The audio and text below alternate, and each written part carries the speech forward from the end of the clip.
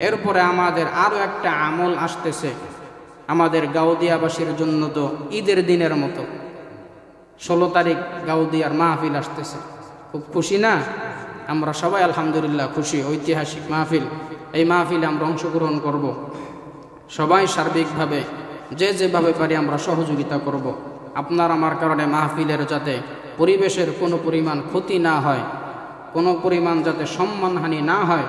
কারণ আমরা এলাকার অনেক দূর দূরান্ত থেকে মানুষ আসে, ট্রলার নিয়ে আসে, বাস নিয়ে আসে পীর সাহেব হুজুরের মহাব্বতে। তো আপনার আমার আচার আচরণে তারা যাতে কষ্ট না পায়। আমরা এলাকাবাসী, আমরা মেজবান আর তারা মেহমান। আমরা মেজবান, যাতে তাদের সাথে এমন কোনো আচরণ আমরা না করি যাতে তারা কষ্ট পায়। তারা যদি কষ্ট পায় তাহলে এটা পীর সাহেব হুজুরেরও বদনাম।